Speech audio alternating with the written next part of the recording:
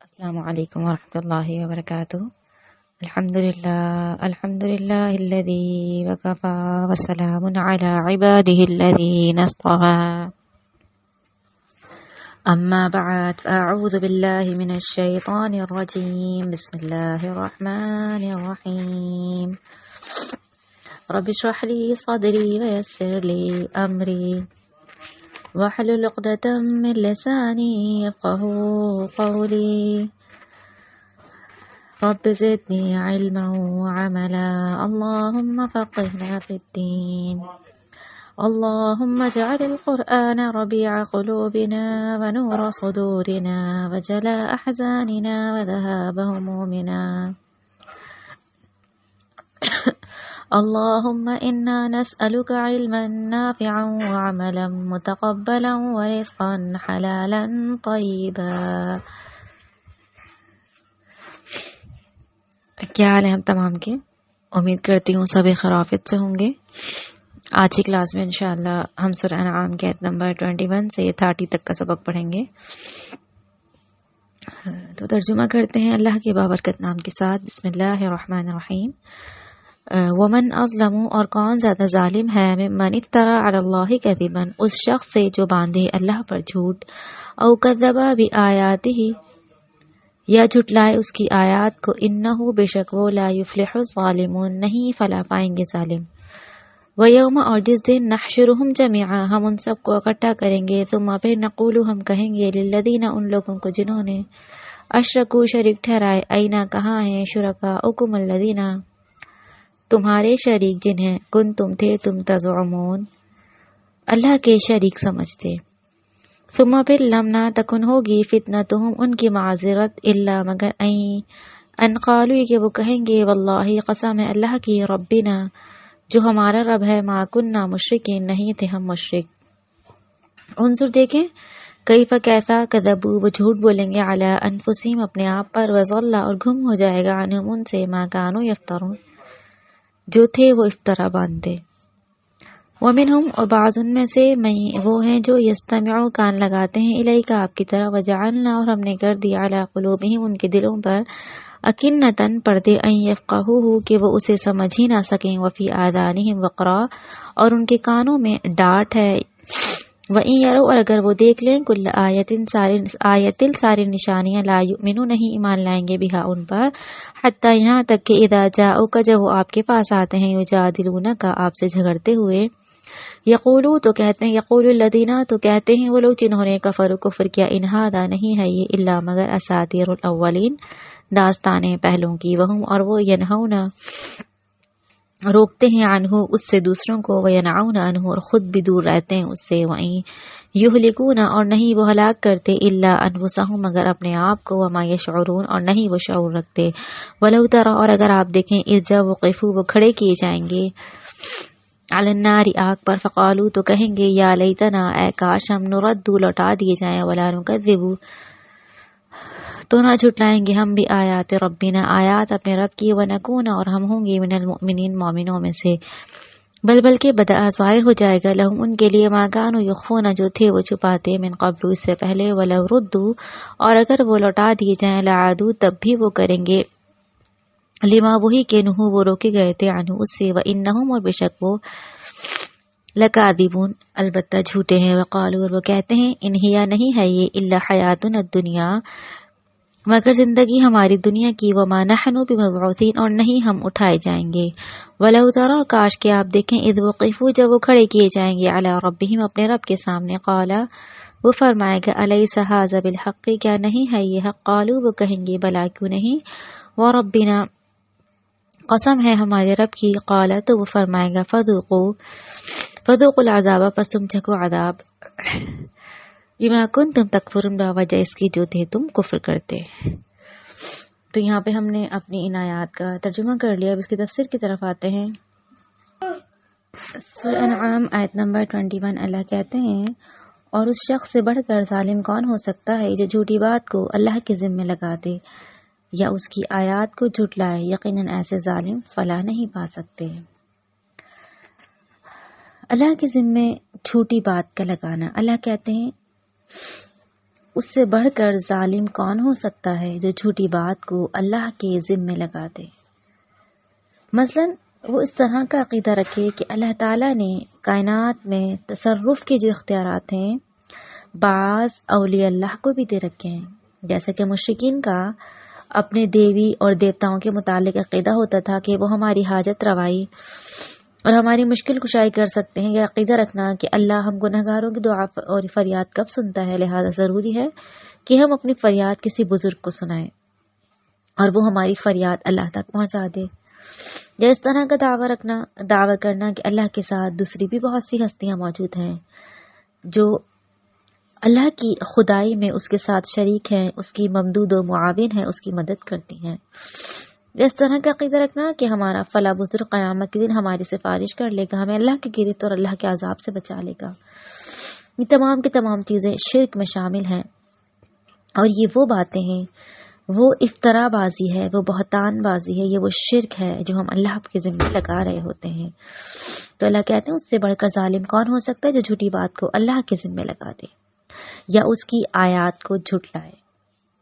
اب اللہ کی آیات کا جھٹلانا، آیات سے مراد صرف قرآن مجید کی آیات ہی نہیں ہیں، بلکہ وہ آیات بھی ہیں جو انسان کے جسم کے اندر موجود ہیں، وہ تمام کی تمام نشانیاں کہ اگر انسان اپنے اوپر سے لے کر نیچے تک تمام اعضاء پر غور و فکر کرے تو انسان دیکھے کہ اللہ نے کس ساخت کے ساتھ اس کے جسم اور اعضاء کو پیدا کیا۔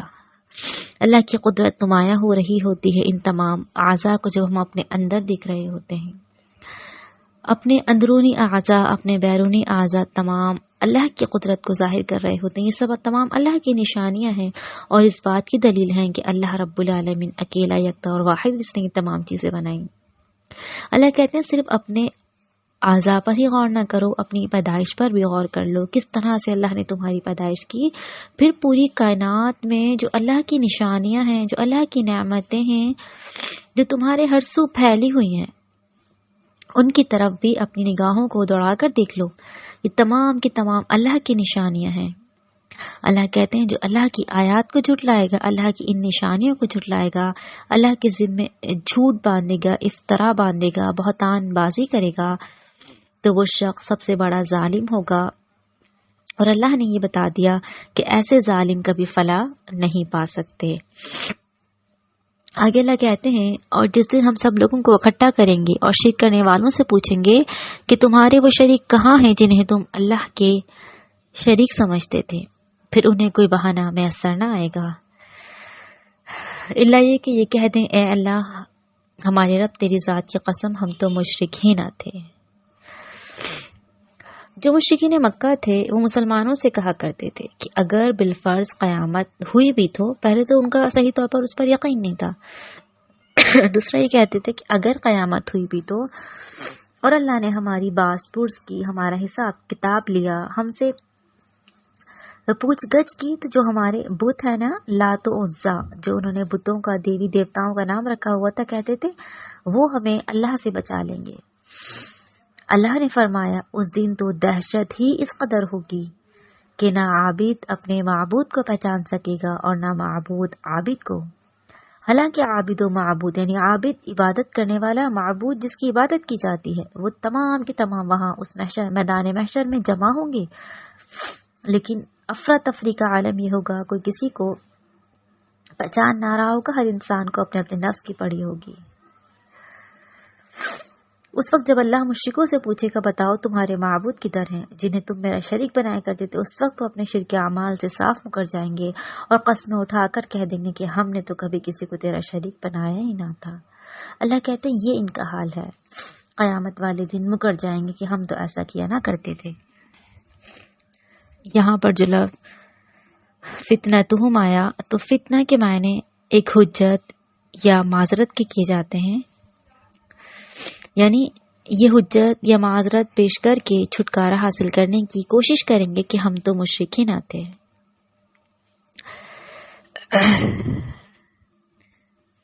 یعنی جب اللہ رب العالمین انہیں میدان محشر میں ان سے سوال کر رہے ہوں گے تو دنیا میں انہوں نے جو شرک کیا تھا اس کی معذرت کے لیے کہیں گے، اس کی معذرت کے لیے یہ کہے بغیر ان کے لیے چارہ نہ ہوگا کہ ہم تو مشرک ہی نہ تھے۔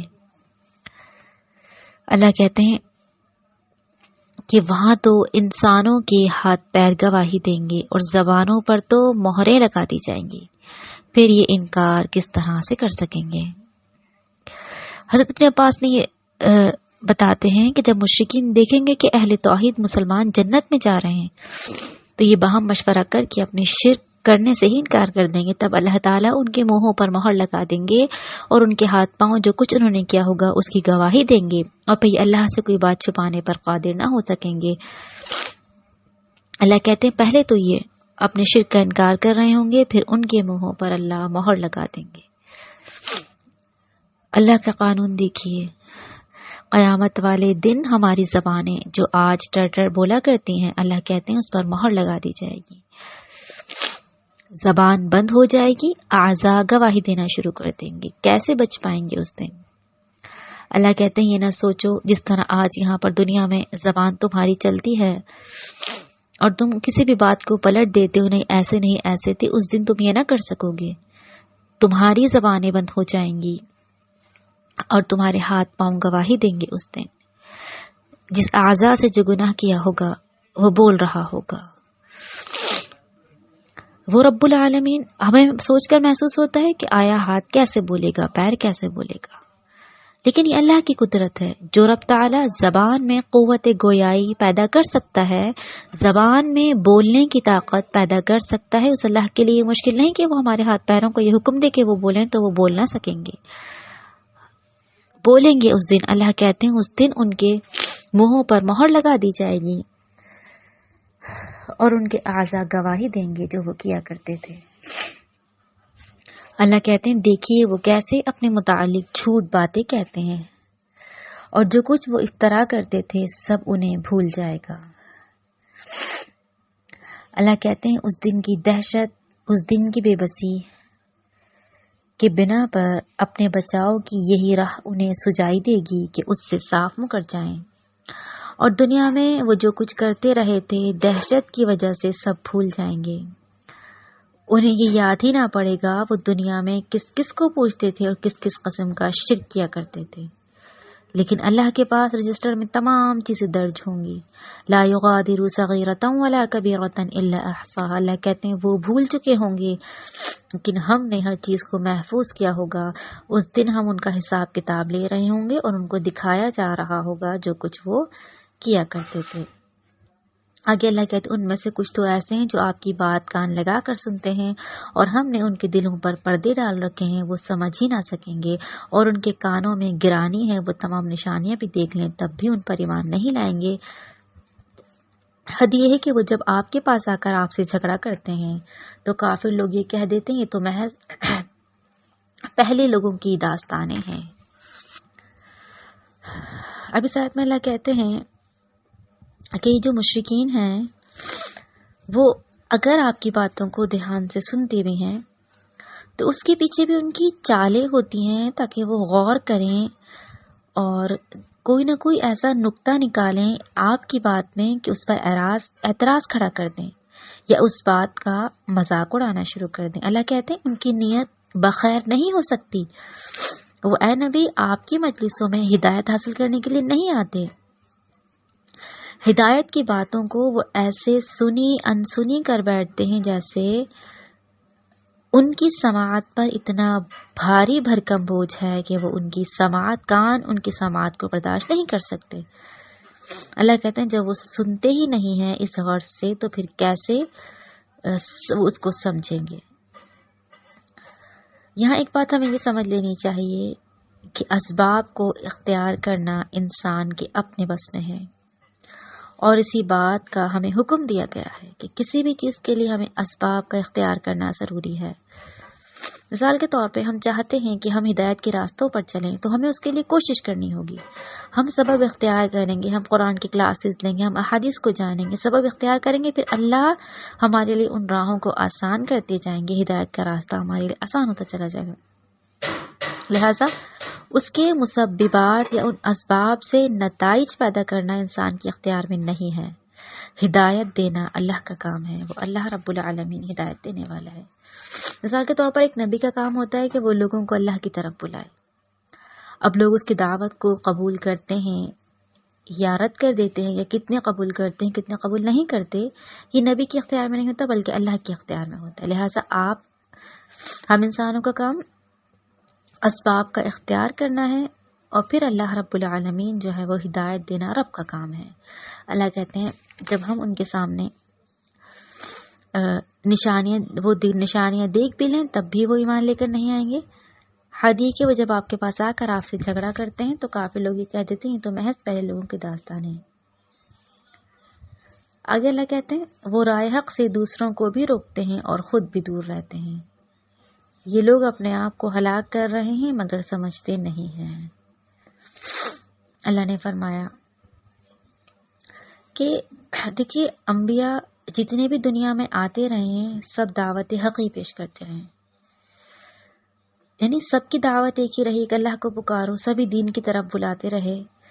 تو جو ہٹ درم اور منکر لوگ ہوتے تو وہی کہتے تھے یہ تو پرانے لوگوں کی باتیں ہیں، تو پرانے افسانے ہیں، پرانی داستانیں ہیں، پرانی کہانیاں جو یہ ہمیں نبی بتاتا ہے۔ اللہ کہتے ہیں یعنی یہ کہتے ہیں کہ کسی بات کے حق ہونے کے لیے ضروری کہ وہ نئی بات ہو، پرانی نہ ہو۔ اللہ کہتے ہیں ہر زمانے میں حق ہمیشہ ایک ہی رہا اور ایک ہی رہے گا۔ دین کے معاملے میں کوئی نئی بات وہی پیش کر سکتا ہے جسے حق سے دشمنی ہو اور اپنے ذہن سے کوئی نئی بات گھڑ کر اسے حق کے نام سے پیش کر دے اور کسی نئے فرقے کی بنیاد ڈال دے۔ اللہ کہتے ہیں یہ ان کی باتیں ہیں۔ اللہ نے فرمایا وہ راہ حق سے دوسروں کو بھی روکتے ہیں، خود بھی دور رہتے ہیں۔ یہ ایسے لوگ ہیں کہ خود تو مجرم ہی ہیں، دوہرے مجرم ہیں، کہ ان کی وجہ سے دوسرے لوگ بھی راہ حق سے دور ہو رہے ہوتے ہیں۔ اس وجہ سے ان کے اوپر گناہوں کا ڈبل بوجھ ہوگا، دوہرا بوجھ ہوگا۔ ایک تو ان کا اپنا گناہ، دوسرا جو دوسرے لوگوں کو برائی کی طرف آمادہ کر رہے ہیں اس کا دوہرا جرم ان کے اوپر عائد ہوگا۔ اللہ کہتے ہیں یعنی یہ بات ان کی عقلوں میں نہیں آتی کہ یہ اپنے ہی آپ کو ہلاک کر رہے ہیں مگر یہ سمجھتے نہیں ہیں۔ کاش آپ صلی اللہ علیہ وسلم وہ وقت دیکھ سکتے جب انہیں دوزخ کے کنارے کھڑا کیا جائے گا تو کہیں گے کاش ہم دوبارہ دنیا میں بھیجے جائیں تو اپنے رب کی آیات کو کبھی نہ جھٹلائیں اور ایمان لانے والوں میں شامل ہو جائیں۔ اللہ کہتے ہیں اس وقت تک ان ہٹ درموں کی جو ہوش و حواس ہیں وہ ٹھکانے نہیں آئیں گے جب تک یہ دوزخ کے عذاب کو دیکھ نہ لیں۔ جو یہ دنیا میں شیخیاں مارا کرتے ہیں اس وقت ان کا حال دیکھنے والا ہوگا، جس وقت یہ آرزو کریں گے کاش انہیں دوبارہ دنیا میں جانے کا موقع مل جائے تو ہم یقیناً اللہ کے فرمانبردار بن کے رہیں گے۔ یعنی جب ان کو وہ انجام دکھایا جائے گا ان کا اس وقت آرزویں کریں گے، تمنائیں کریں گے کاش ہمیں دوبارہ دنیا میں بھیج دیا جائے اور ہم نیک اعمال کر لیں۔ اللہ کہتے ہیں جب یہ کافر گناہگار منافق لوگ اپنا انجام وہاں دیکھیں گے تو طرح طرح کی آرزویں خواہشیں کریں گے۔ قرآن نے متعدد مقامات پر ان کی آرزوؤں کو بیان فرمایا۔ سورہ مومنون میں اللہ کہتے ہیں وہ کہیں گے ربنا اخرجنا منها فإن عدنا فإنا ظالمون قال اخسئوا فيها ولا تكلمون، اے ہمارے رب ہمیں اس جہنم سے نکال لے، اگر ہم دوبارہ تیری نافرمانی کریں تو یقیناً ظالم ہیں۔ اللہ کہتے ہیں جب یہ کافر گناہگار منافق لوگ اپنا انجام وہاں دیکھیں گے تو طرح طرح کی آرزویں خواہشیں کریں گے۔ قرآن نے متعدد مقامات پر ان کی آرزوؤں کو بیان فرمایا۔ سورہ مومنون میں اللہ کہتے ہیں وہ کہیں گے ربنا اخرجنا منها فإن عدنا فإنا ظالمون قال اخسئوا فيها ولا تكلمون، اے ہمارے رب ہمیں اس جہنم سے نکال لے، اگر ہم دوبارہ تیری نافرمانی کریں تو یقیناً ظالم ہیں۔ اللہ فرمائیں گے اسی میں ذلیل و خوار پڑے رہو، مجھ سے بات نہ کرو۔ اللہ اکبر۔ اس دن دنیا میں نافرمانیاں کرنے والے جب اپنے انجام کو دیکھیں گے اللہ کے سامنے گڑ گڑائیں گے اللہ دوبارہ بھیج دیجیے دنیا میں، نیک اعمال کر لیں، کاش ہم مٹی ہو جاتے دوبارہ سے زندہ ہی نہ کیے جاتے، اللہ ایک دفعہ بھیج دیں دوبارہ کوئی گناہ نہ کریں گے۔ لیکن اللہ کہتے ہیں اس کے بعد تمہارے پاس کوئی موقع نہ ہوگا۔ قال اخسئوا فیہا ولا تکلمون، اللہ ان کو کیا فرمائیں گے تم اسی میں ذلیل و خوار پڑے رہو، مجھ سے بات نہ کرو۔ کیا اللہ کی ناراضگی ہوگی ایسے لوگوں کے لیے؟ کیا اللہ کا غضب ہوگا ایسے لوگوں پر؟ اللہ جن کے لیے بارے میں یہ کہہ رہے ہیں کہ تم ذلیل و خوار ہوتے رہو اور مجھ سے کلام نہ کرو۔ اللہم لا تجعلنا منہم۔ اس دن اللہ کا غضب اتنا ہولناک ہوگا، اس دن اللہ کا غضب بہت زیادہ حاوی ہو رہا ہوگا گناہگار لوگوں پر۔ اللہ سے دعا کرتے ہیں کہ اللہ تعالی ہمیں ان اہل ایمان میں شامل کر لے کہ جن پر اللہ کی خاص رحمت ہوگی قیامت والے دن۔ اس کے علاوہ ایک اور مقام پہ اللہ کہتے ہیں، وہ کہیں گے ربنا ابصرنا وسمعنا فرجعنا نعمل صالحا انا موقنون۔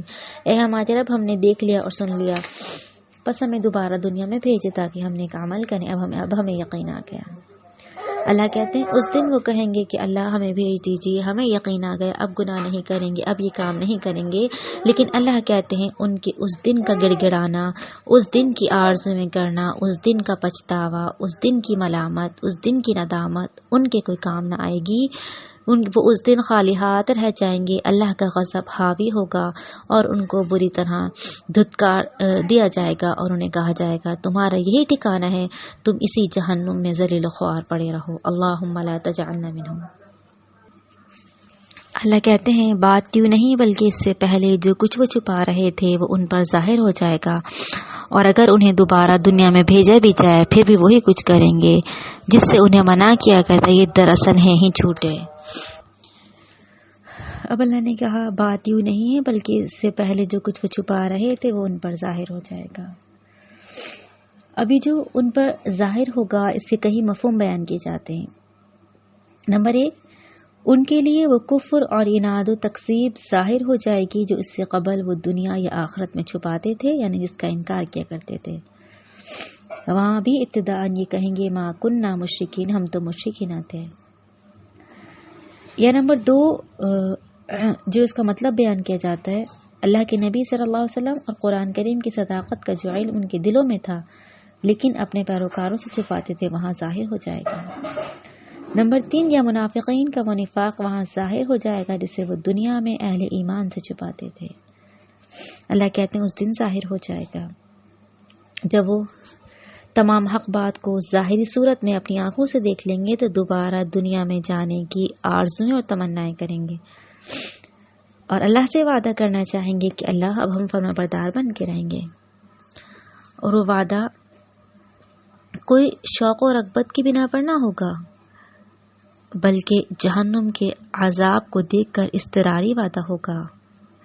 اللہ کہتے ہیں نہیں، تم ایسے لوگ ہو جو اب بھی جھوٹ بول رہے ہو، اگر تمہیں دنیا میں دوبارہ بھیج بھی دیا جائے تو تم پر بدبختی اس طرح چھائی ہوئی ہے، تم وہی کچھ کرو گی جو تم پہلے دنیا میں کیا کرتے تھے، پھر دوبارہ دنیا میں جاؤ گے، دنیا کی رنگینیوں میں منہمک ہو کر اللہ کی نافرمانیوں پر اتر آؤ گے اور اپنا وعدہ بھول جاؤ گے۔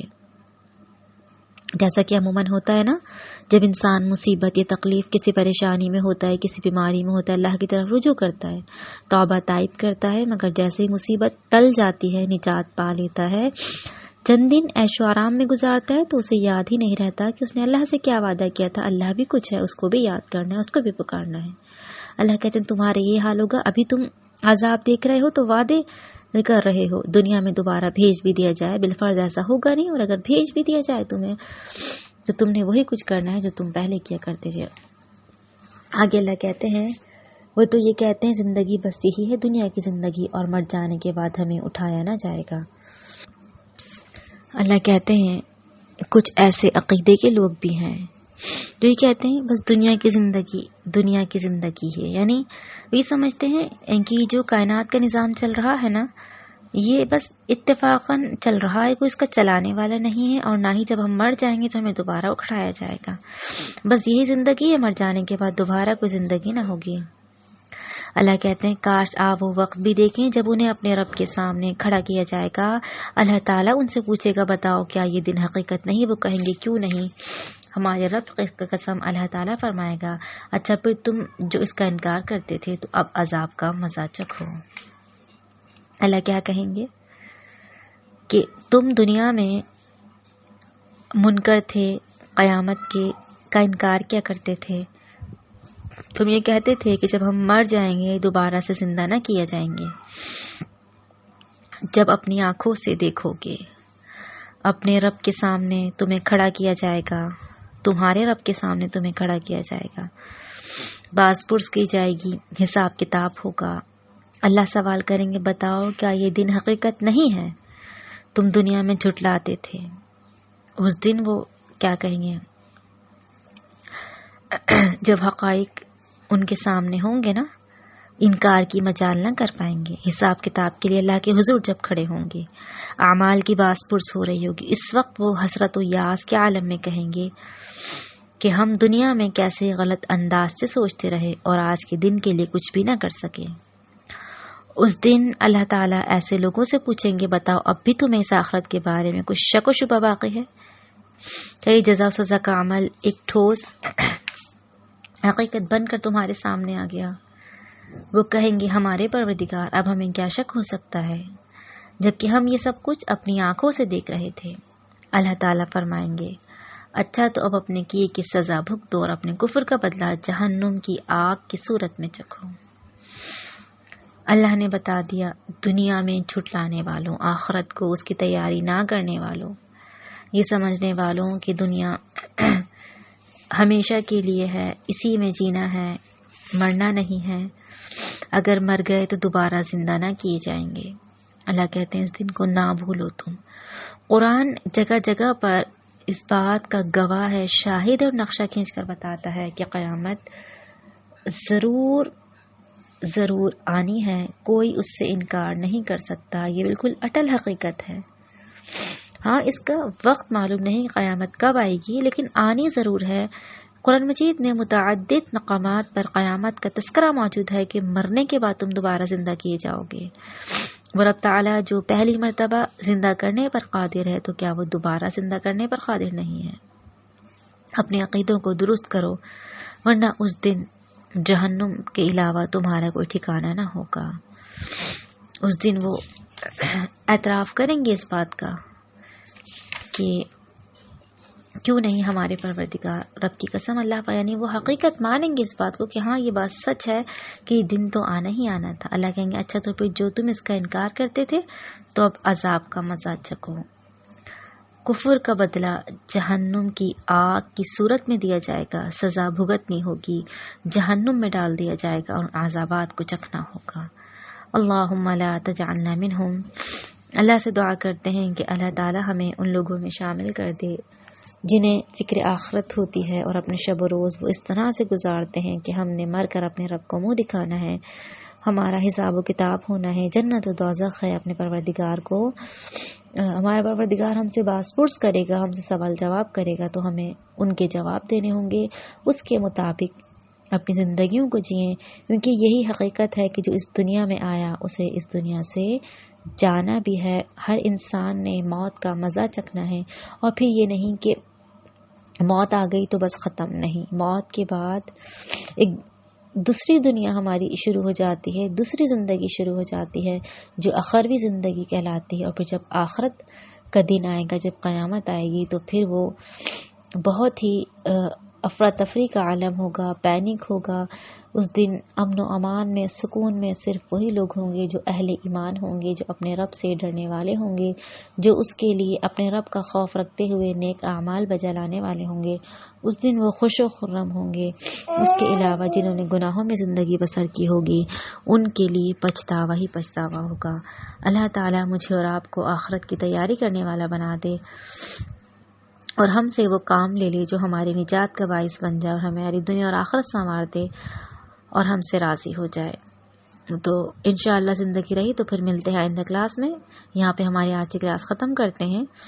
آپ سب اپنا خیال رکھیے گا، دعا میں یاد رکھیے گا۔ اللہ حافظ۔ سبحانک اللہم و بحمدک، نشہد ان لا الہ الا انت، نستغفرک و نتوب الیک۔ وصلی اللہ تعالی علی خیر خلقہ محمد و آلہ وصحبہ اجمعین برحمتک یا ارحم الراحمین۔ السلام علیکم ورحمۃ اللہ وبرکاتہ۔